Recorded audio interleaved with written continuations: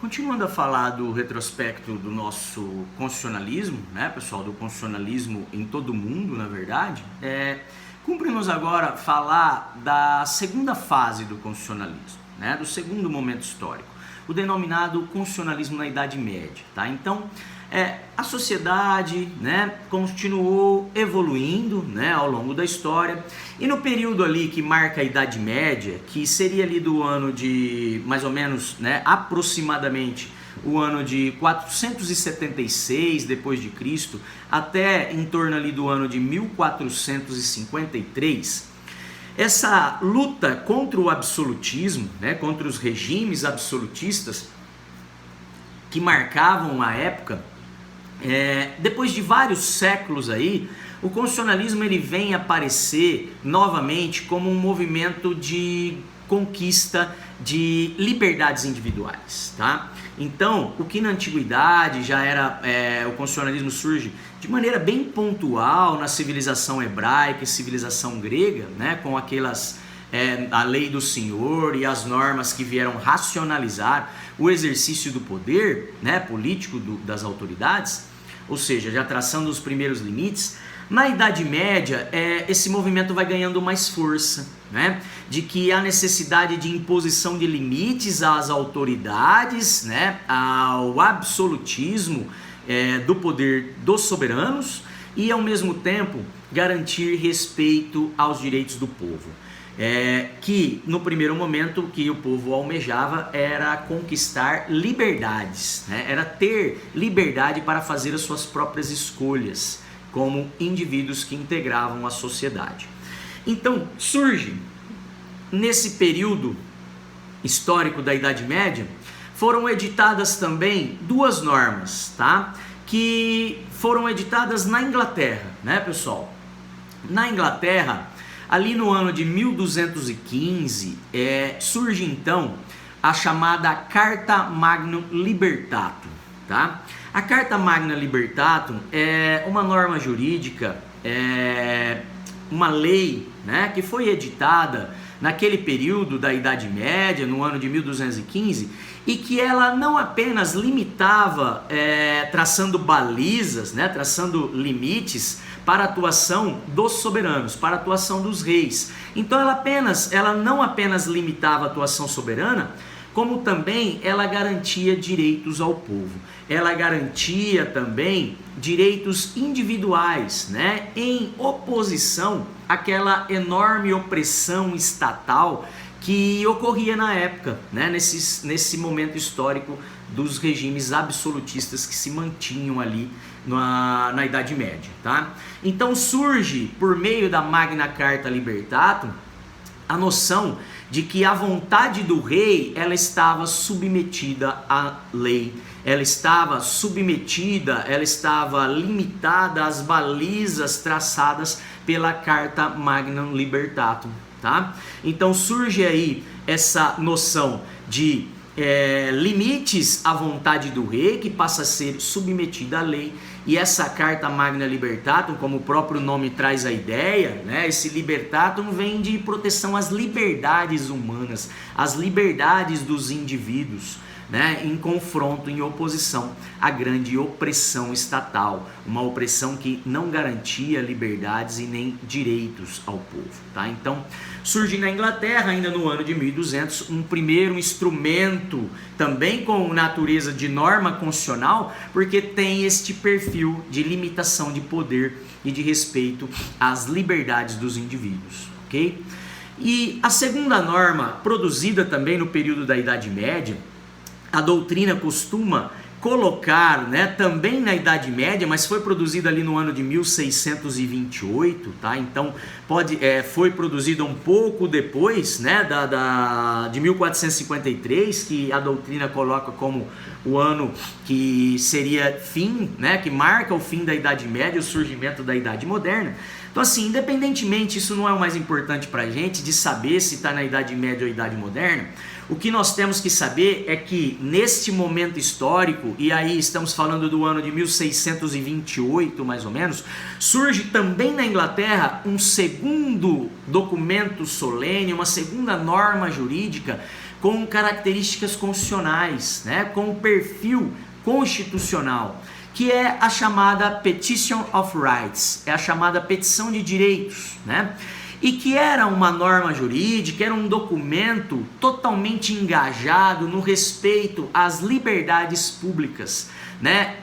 Engajado na proteção às liberdades individuais, bem como nos direitos pessoais e patrimoniais, tá? Então, se respeitava os direitos das pessoas, né? De tomar as suas próprias decisões, de ter liberdades, né? Na escolha, na sua escolha individual, na tomada de decisões, sem interferências do Estado, sem estar submetida à opressão estatal na hora de tomar a decisão, e ao mesmo tempo garantir direitos pessoais, direitos patrimoniais, porque como eu falei, a propriedade, né, o direito de propriedade sobre um patrimônio era algo que o povo considerava sagrado naquele momento histórico da Idade Média, tá? Então o povo começa ali, especialmente na Europa, especialmente na Inglaterra, né, que era uma grande potência econômica, surge os primeiros direitos,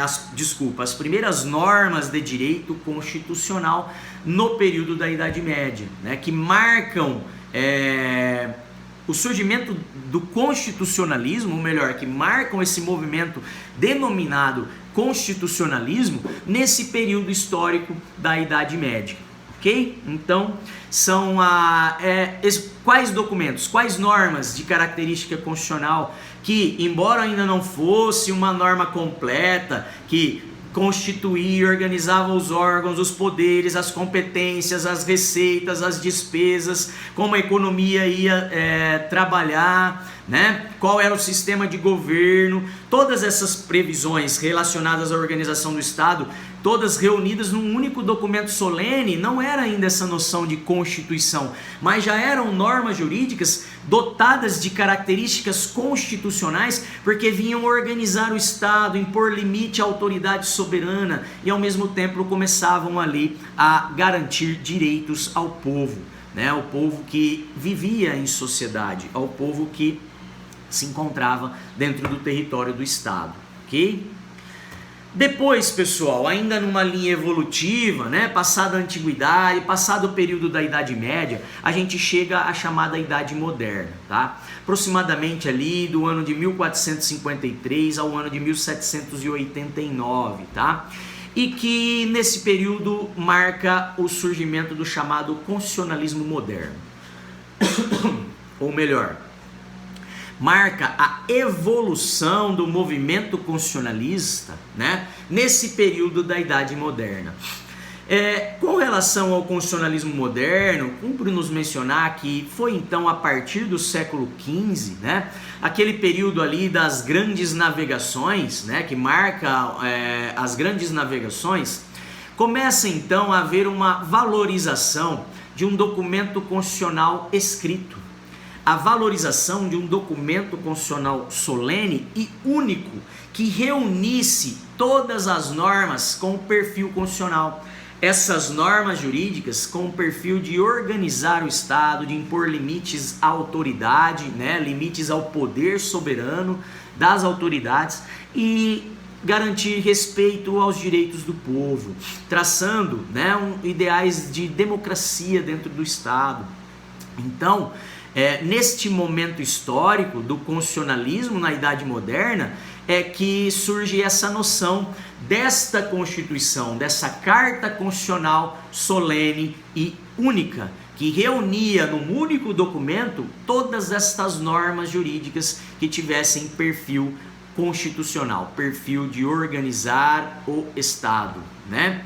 Segundo nos explica o André Ramos Tavares no recorte de doutrina que trouxemos para ilustrar o que estamos falando, o André Ramos Tavares diz que, sinteticamente, né, tem-se que o constitucionalismo moderno, ele se revela na ideia básica de registrar por escrito o documento fundamental do povo, o documento fundamental do Estado, né? Então, o constitucionalismo na Idade Moderna marca o surgimento das primeiras constituições constituições com este perfil que conhecemos, constituições que organizassem, que reunissem, que sedimentassem num único documento formal e solene, um documento escrito, denominado de documento fundamental do povo, porque reunia todas essas normas que garantissem respeito aos direitos do povo, que prevessem um controle da autoridade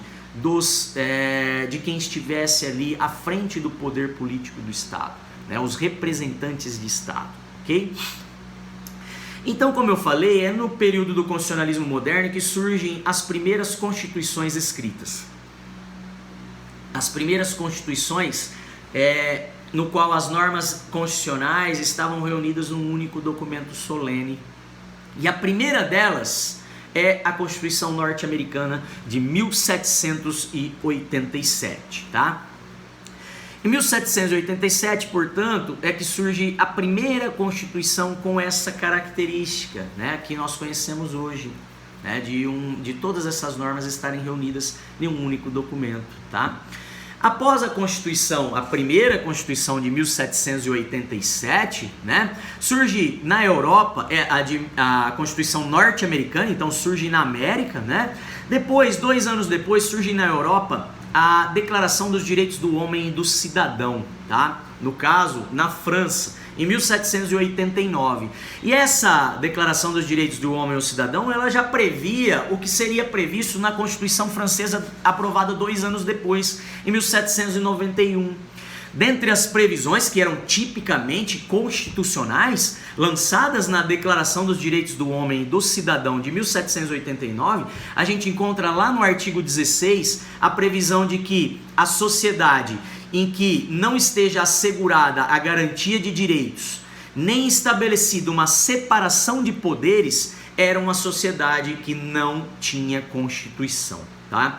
Então surge a noção de que aquela sociedade, aquele povo, né, aquele Estado como organização social e política, para que pudesse ter de maneira legítima ou verdadeiramente uma carta constitucional, uma constituição, essa sociedade ela tinha que assegurar direitos ao povo e ao mesmo tempo separar os poderes para que uma única autoridade não fosse demasiadamente poderosa e que então não cometesse abusos, que fosse uma autoridade controlada, limitada, moderada, né?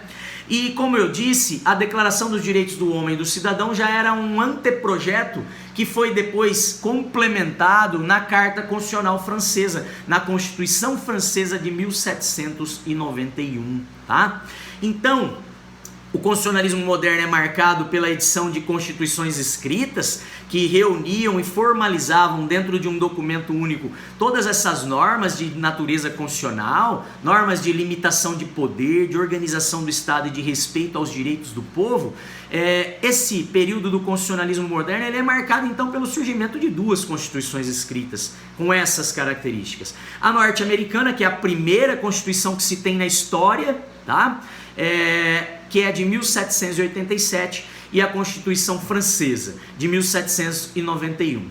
Após a edição dessas 2 constituições, né, na América e na Europa, né, essas constituições norte-americana e francesa, esses ideais constitucionais modernos na época, para a época, eles foram se espalhando por todo o mundo, chegando aí aos demais estados, se espalhando por toda a Europa, por toda a América e ainda por todos os demais estados a nível global, né? Chegando aqui no Brasil em 1830.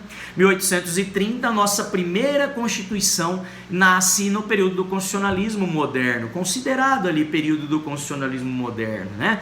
Da mesma forma, um pouquinho depois do que os historiadores definem como Idade Moderna, né? Idade Moderna, para os historiadores, ele é ali 1789, né? Mas os doutrinadores de direito constitucional costumam dizer que a nossa Constituição de 1830, embora um pouquinho depois desse período, ainda é marcada como constitucionalismo moderno, né? Porque já surge como uma Constituição escrita, organizada, ok? ok? No qual não havia ainda muito uma limitação de poder, mas já se previa direitos ao povo, né? Porque o governo brasileiro ele era submetido à autoridade portuguesa até a nossa declaração de independência, a proclamação da República, que vem a ser marcada por uma segunda Constituição, a nossa Constituição Republicana de 1891.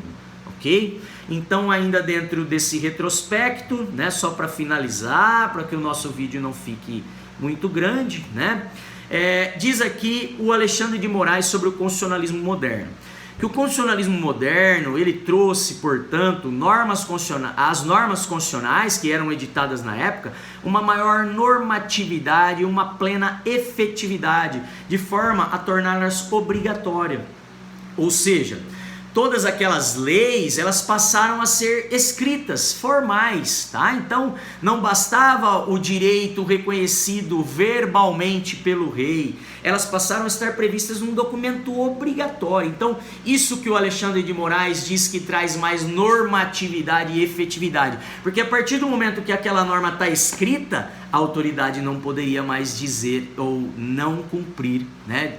Atuar de maneira contrária ou deixar de cumprir aquela norma como uma norma obrigatória, que era do seu conhecimento, ok? E finaliza aqui então e volto no próximo para falar do constitucionalismo contemporâneo, tá? Na idade contemporânea.